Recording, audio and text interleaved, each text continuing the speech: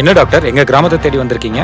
உங்க எல்லாரையும் பரிசோதனை பண்ணணுங்கிறதுக்காக வந்திருக்கோம். அப்பா, நாளைக்கு எங்க ஸ்கூலுக்கும் டாக்டர் எல்லாம் செக்கப்க்கு வரதா டீச்சர் சொன்னாங்க. அப்படியா? என்ன டாக்டர், ஏதாவது தொத்து நோய் பரவுதா? இது பரவற நோய் இல்ல, பாரம்பரியமா மலைவாழ் மக்களை பாதிக்கிற மரபணு நோய். அப்படின்னா? நம்ம ரத்தத்துல சிவப்பணு வெள்ளை அணுன்னு 2 இருக்குல்ல? ஆமா, ஆர்பிசி டபிள்யூபிசி. குட். ஹீமோகுளோபினோபதிங்கிறது ஒரு வகையான ரத்த சோகை நோய். மலைவாழ் மக்கள் கிட்ட 2 வகையான ரத்த சோகை இருக்கு.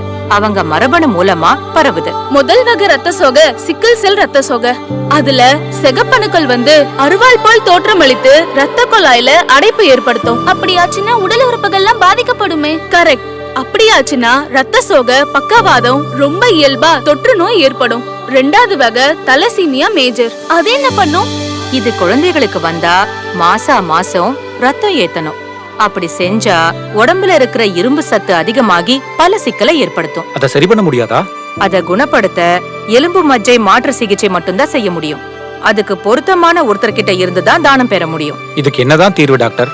ஒரே தீர்வு, பரிசோதனை பண்ணணும். முதற்கட்டமா அனைத்து கர்ப்பிணி பெண்களுக்கு கர்ப்பம் தரித்த முதல் 3 மாதங்களுக்குள் மற்றும் 10ஆம் 12ஆம் வகுப்பு பள்ளி மாணவ மாணவியர்களுக்கு பரிசோதனை செய்யறோம். தற்போது நமது அரசு இந்நோய் அதிகம் காணப்படும் 17 மாவட்டங்களில் அடுத்த தலைமுறையை ஆரோக்கியமாய் உருவாக்க 40 வயதுக்குட்பட்ட ஆண் பெண் இரு பாலருக்கும் பரிசோதனை செய்து ஒரு மரபணு அட்டை கொடுக்க திட்டமிடப்பட்டுள்ளது.